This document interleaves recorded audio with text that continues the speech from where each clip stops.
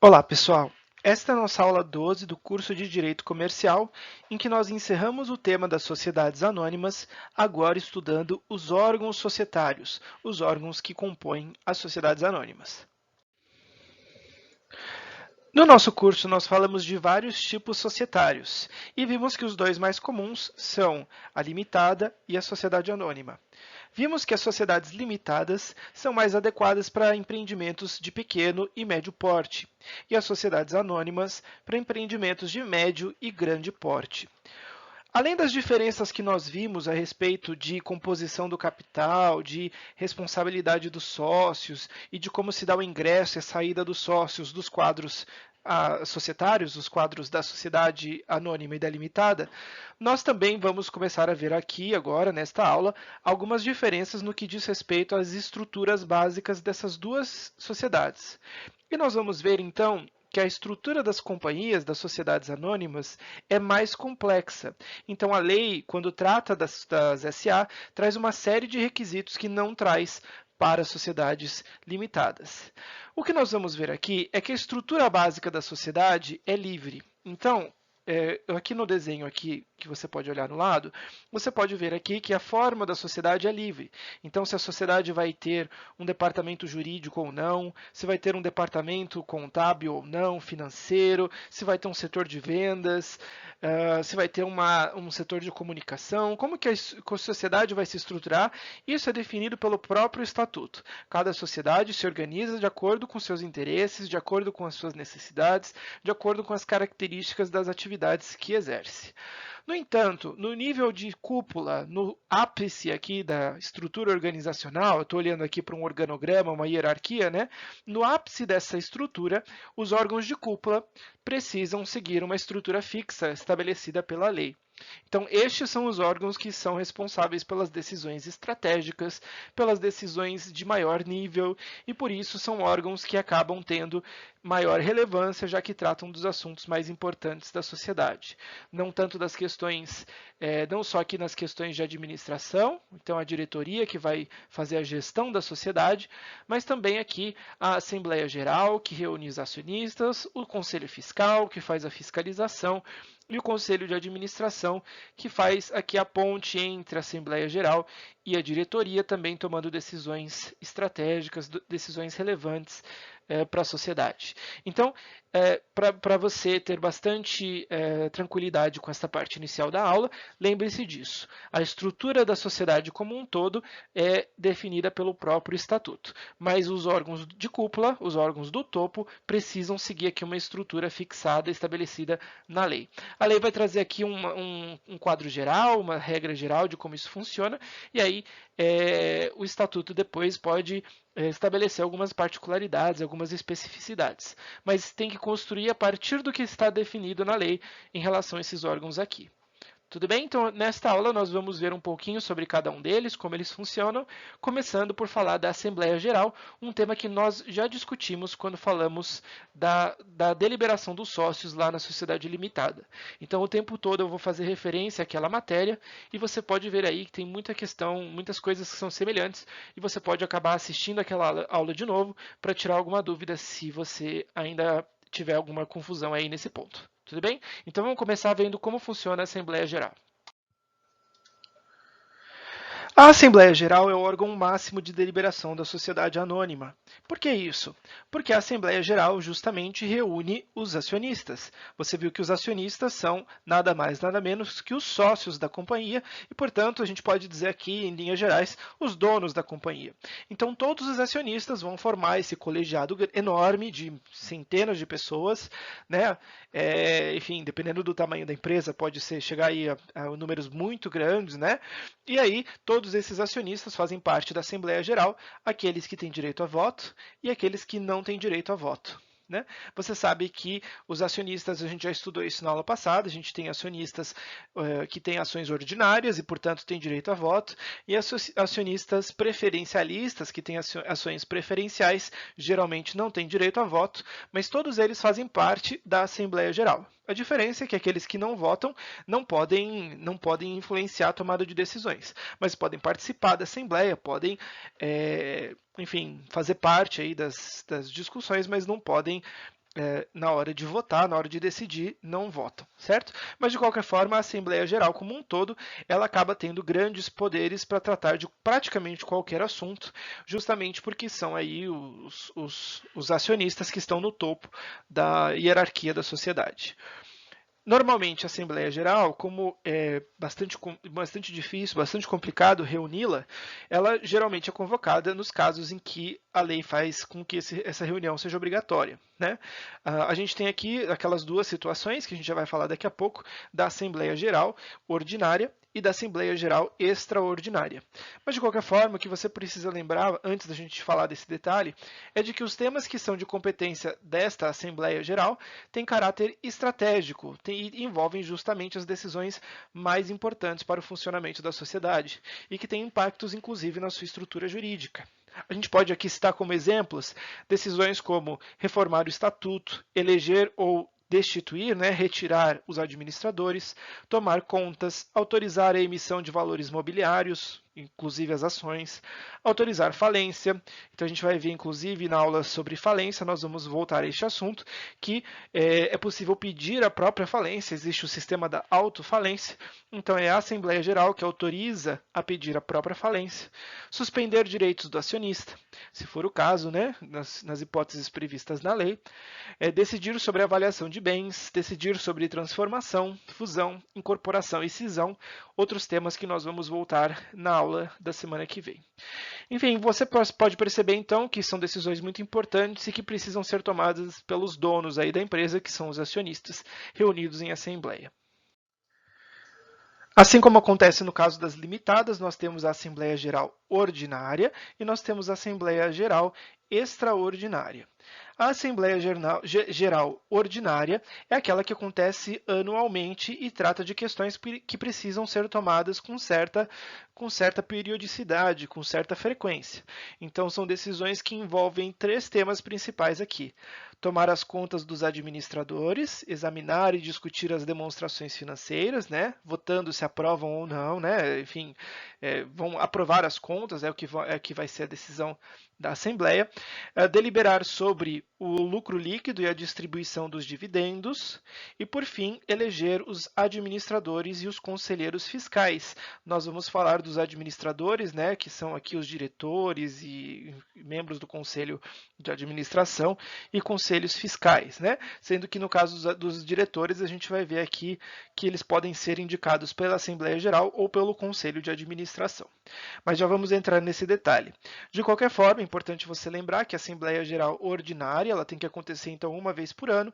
Ela vai acontecer nos primeiros 4 meses do ano seguinte. Então eu tenho um exercício social aqui no ano de 2019 e até os primeiros 4 meses do ano seguinte, né? Então até o mês de abril, nós temos que fazer aqui a Assembleia Geral ordinária para justamente aprovar aqui as decisões, as contas que foram feitas no ano anterior, certo? Além disso também votar, escolher certos membros, enfim, de aqui Conselho de Administração, Conselho Fiscal, enfim. Então, essa é a Assembleia Ordinária, Assembleia Anual, semelhante ao que nós vimos na aula da limitada. Já a Assembleia Extraordinária, ela é extraordinária porque ela é convocada para tratar dos outros assuntos que exigem decisão da Assembleia Geral. Essas decisões aqui não envolvem esses assuntos rotineiros e são assuntos que vão ser discutidos se e quando houver necessidade. Então, questões como a reforma do estatuto, a demissão de um administrador, questões que são tomadas quando há necessidade, não é sempre que há necessidade, né? Então, por isso que ela é uma assembleia extraordinária, porque ela acontece em situações que são fora do comum, fora do ordinário. E somente quando existe necessidade, conforme o caso. As deliberações, a gente vai ver aqui que existe uma diferença um pouco do que nós vimos na limitada. Na limitada, nós vimos que existem vários quórums de votação, dependendo da matéria que está sendo votada. No caso aqui da sociedade anônima, a gente tem duas situações principais. Existem situações em que a lei exige a maioria dos acionistas com direito a voto presentes na sessão. E existem outras situações em que a lei é um pouco mais rigorosa e que o quórum deve ser da metade do capital social votante. Então aqui basicamente nós podemos dizer que aqui no primeiro caso é a maioria dos acionistas presentes e aqui é a maioria do capital social como um todo, presente ou não. Esses quórums, de qualquer forma, podem ser alterados no caso da companhia fechada, sendo que não podem ser modificados pela companhia aberta. Isso porque você deve se lembrar que na companhia fechada as ações não estão disponíveis a compra e venda no mercado, né? É mais difícil você comprar ações de uma companhia fechada, ao passo que na companhia aberta é mais fácil, então você negocia as ações diretamente no mercado.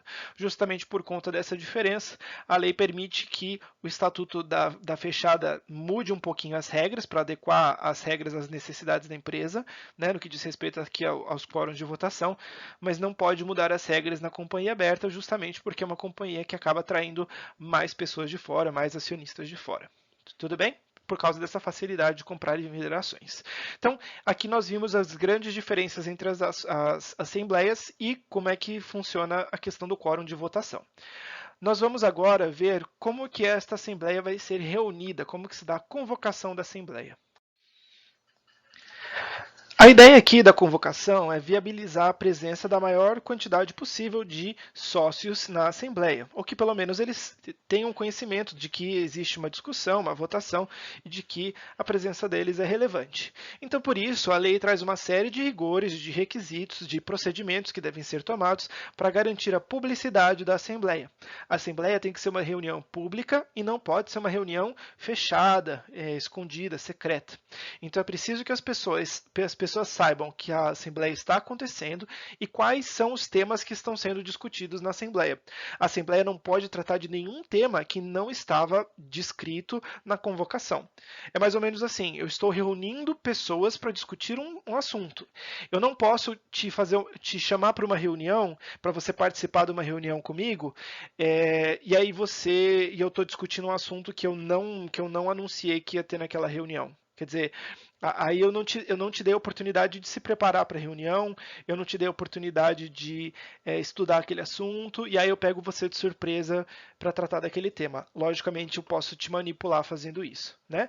Então, é mais ou menos nesse sentido. A Assembleia tem que preparar os acionistas para que eles possam discutir, possam debater, e para que nenhum acionista seja pego de surpresa descobrindo que na semana passada a Assembleia discutiu um tema que ele nem sabia que estava sendo colocado em votação. Então, a convocação tem que ser feita, então, publicamente, tem que haver a gente tem que ter 3 publicações na imprensa oficial, né, nos diários oficiais e também em jornal de grande circulação. Então você publica em 3 momentos diferentes, 3 dias diferentes, né? E nessa publicação a gente tem que incluir o texto da ordem do dia, ou seja, o assunto que vai ser discutido, né? E obviamente as pessoas têm que ter acesso a todo o material que está sendo ali debatido, discutido, para saberem quais são os assuntos e terem condições de se posicionar sobre eles. Né? Além disso, a gente tem aqui uma série de prazos que a lei traz para essas publicações. Temos os prazos da companhia fechada, que são iguais aos prazos da sociedade limitada, então você já viu isso, a gente já estudou isso juntos, e também tem um prazo da companhia aberta que é um pouco diferente. No caso da companhia fechada, as publicações têm que ser feitas com 8 dias de antecedência à data da assembleia, e na companhia aberta tem que ser com 15 dias de antecedência. É quase o dobro, né? Não é o dobro, mas é quase. E a gente tem aqui, então, basicamente desse jeito, né? Então, eu publico num dia, aí no dia seguinte publico de novo, aí no dia seguinte publico de novo, e finalmente aqui, 8 dias depois, no mínimo, acontece a assembleia. Então, esse aqui é o intervalo mínimo de 8 dias da primeira publicação que você fez. Esse intervalo é o mínimo, pode ser maior do que isso. 8 dias na companhia fechada e no caso da companhia aberta, que é aquela que negocia as ações na bolsa, 15 dias. De novo, pode ser maior que 15 dias, não pode ser menor que 15 dias a antecedência da primeira publicação para a data da assembleia em si.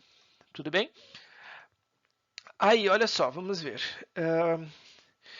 Se a Assembleia for realizada em desacordo com isso que nós acabamos de dizer, né, a convocação não cumpriu esses requisitos que a gente viu, esses vícios, essas falhas, podem ser desconsiderados desde que estejam presentes todos os acionistas. Isso aqui é quase impossível numa companhia aberta, isso aqui acaba sendo uma regra que se aplica mais para as companhias fechadas, né? Porque numa companhia aberta é muito difícil você ter os acionistas todos comparecendo numa assembleia, né? Mesmo com as convocações regularmente feitas.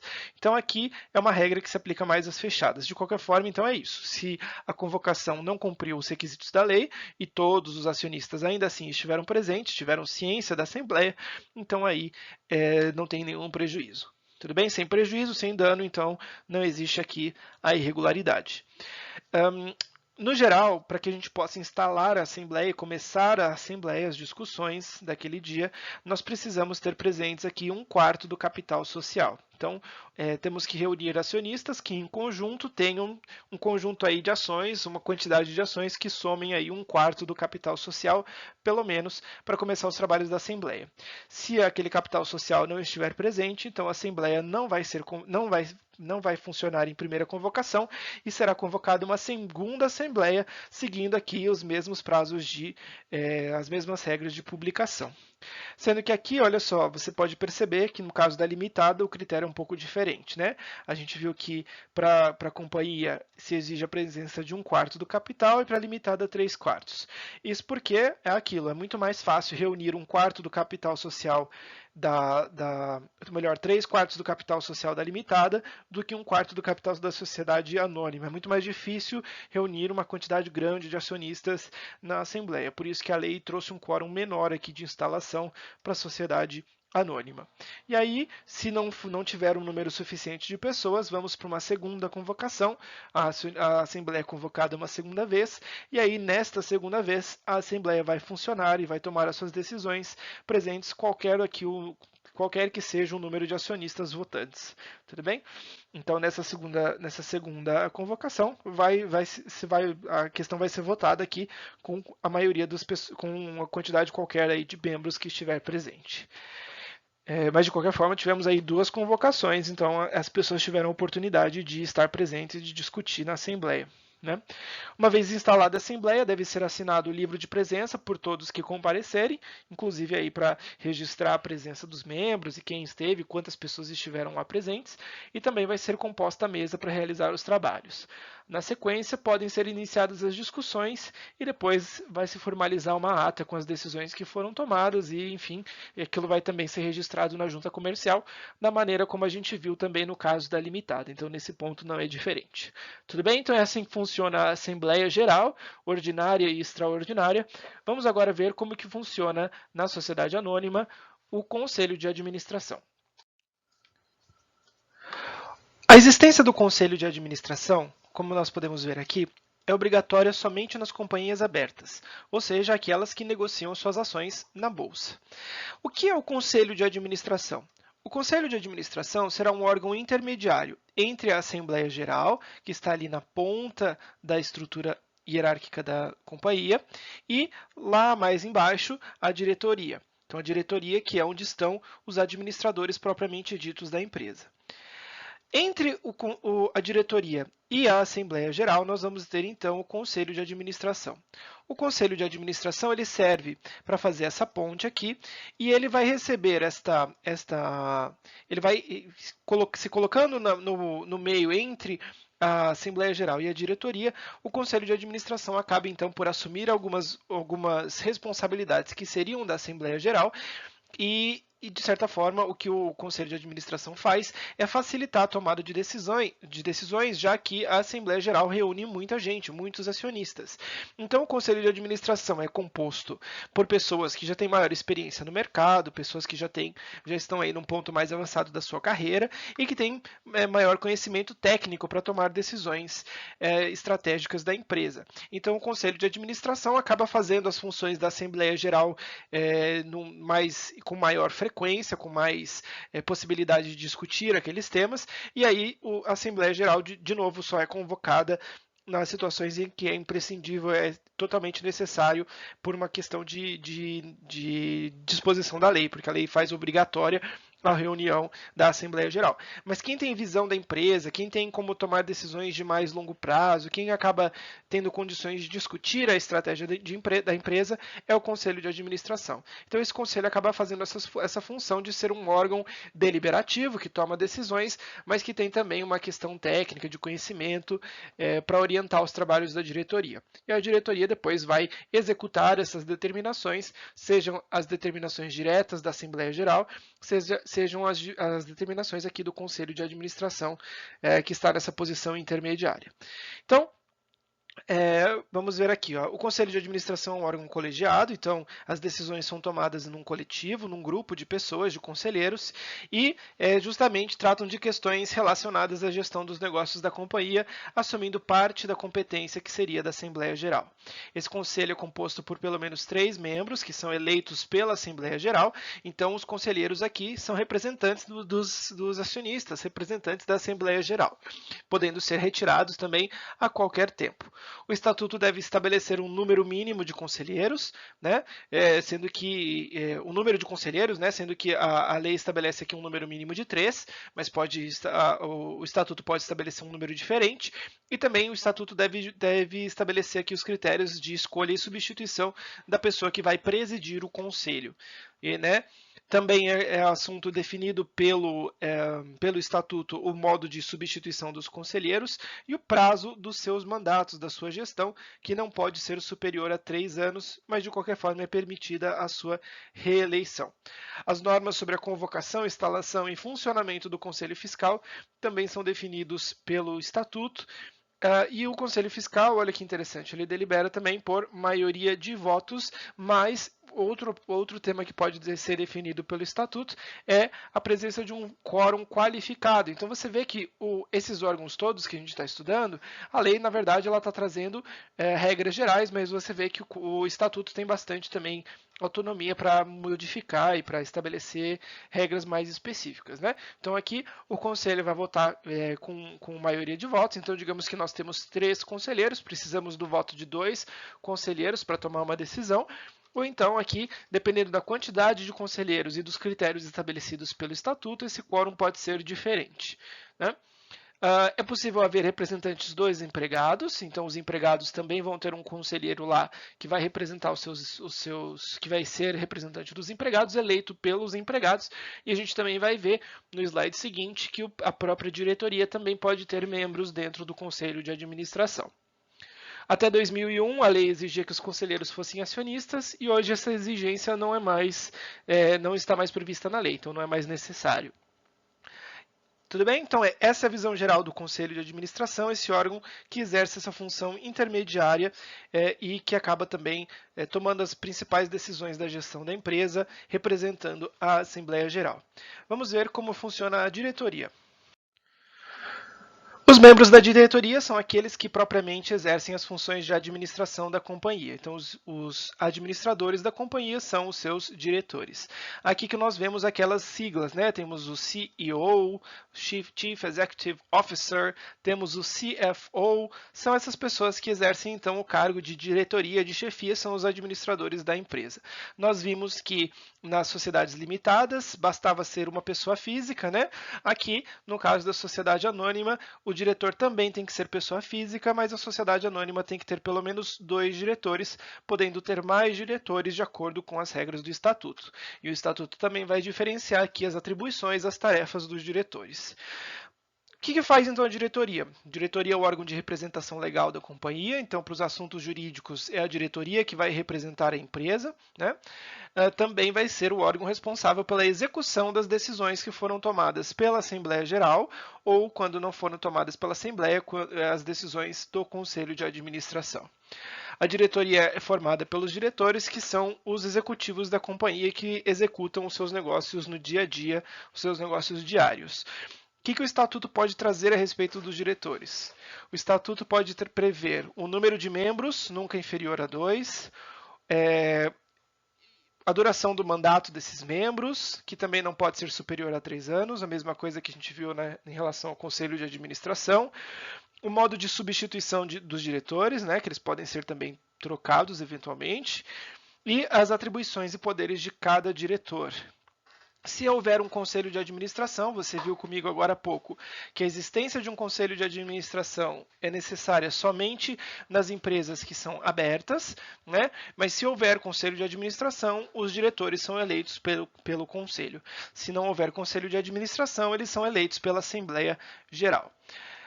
Os diretores são a qualquer tempo destituíveis pelo órgão competente para sua eleição, então seja o Conselho de Administração, seja a Assembleia Geral. Até 1/3 dos membros do Conselho de Administração também pode ser formado aqui por diretores, como eu acabei de mencionar para vocês.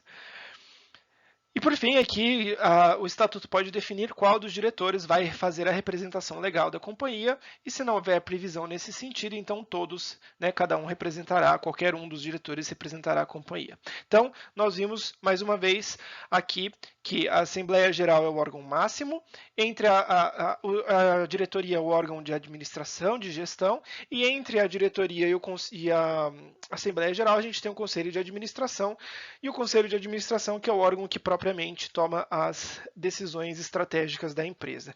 A diretoria está mais no nível tático ali, mais próximo do dia a dia, e os diretores, então, são pessoas que estão lá trabalhando com maior frequência com as operações da empresa.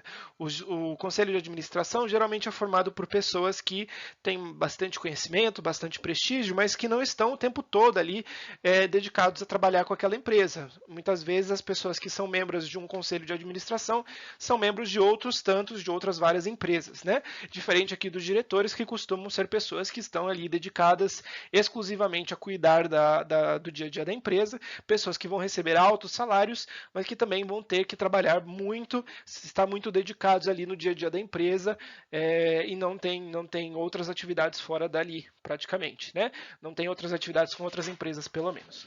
Tudo bem? Então essa é a diferença aqui principal entre o conselho de administração e a diretoria. Bom, aqui eu achei interessante trazer para vocês também algumas previsões a respeito dos deveres que os administradores têm, os administradores da sociedade.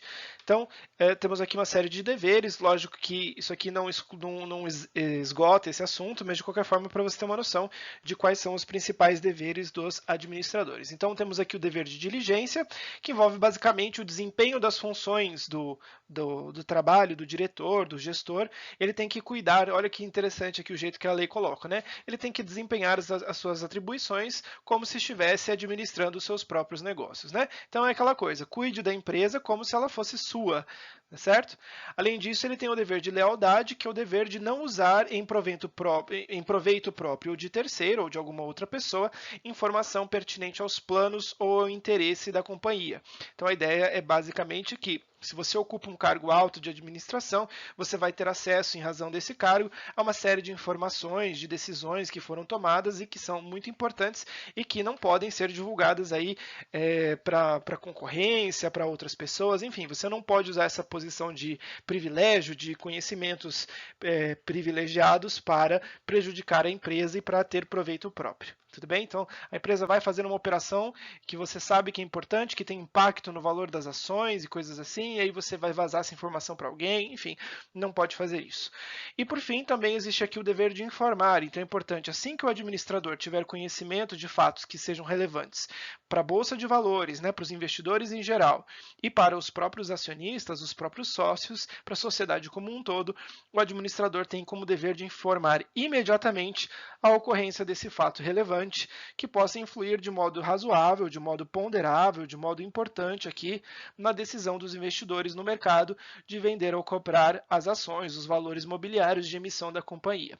Então, se aconteceu algum evento, teve algum acidente, alguma coisa que aconteceu, algo que seja de interesse dos investidores, então os administradores têm o dever de informar imediatamente ao mercado. E outro aspecto do dever de informar diz respeito aqui aos interesses que o administrador da companhia possui nos negócios sociais, né, os interesses que ele próprio tem com relação aí à empresa, tá bom? Então, basicamente aqui o dever de informar, ele não pode entrar em conflito aqui com o dever de lealdade, né? Então, informações sensíveis não devem ser usadas em proveito próprio do gestor, mas sempre que ele tiver alguma informação que é relevante à comunidade, que seja pública, né, que seja de interesse público, ele deve divulgar. Tudo bem? Vamos agora encerrar falando do Conselho Fiscal. Para encerrar, vamos falar do Conselho Fiscal. Nós já falamos dele quando estudamos as limitadas.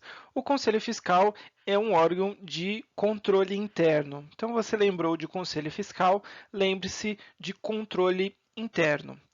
O Conselho Fiscal, nas sociedades anônimas, é um órgão de existência obrigatória, mas de funcionamento facultativo. Então, no caso da sociedade anônima, precisa existir o Conselho Fiscal, mas ele pode estar funcionando ou não. É possível que ele funcione, né, em tempo permanente, mas é possível que ele seja instalado em alguns momentos específicos a pedido aqui da Assembleia Geral ou a pedido de acionistas aqui cumprindo um requisito que a lei estabelece, né? Ou 10% dos acionistas que tenham direito a voto, ou 5% daqui das ações sem direito a voto. Então, o Conselho Fiscal ele deve existir, mas ele pode funcionar de modo permanente ou mediante convocação. Você deve lembrar que, no caso das sociedades limitadas, o Conselho Fiscal não tem existência obrigatória. Então, é possível que nem Conselho Fiscal exista numa limitada. É mais um traço para você ver que a limitada justamente é adequada para procedimentos, para empreendimentos menores, né? Então, empreendimentos menores em que você tem poucos sócios, vai existir, não precisa existir conselho fiscal, até porque nas sociedades menores os administradores são os próprios sócios. Então, não existe aí um conflito entre a administração e os acionistas, a administração e os cotistas, porque os próprios sócios são administradores, tá bom?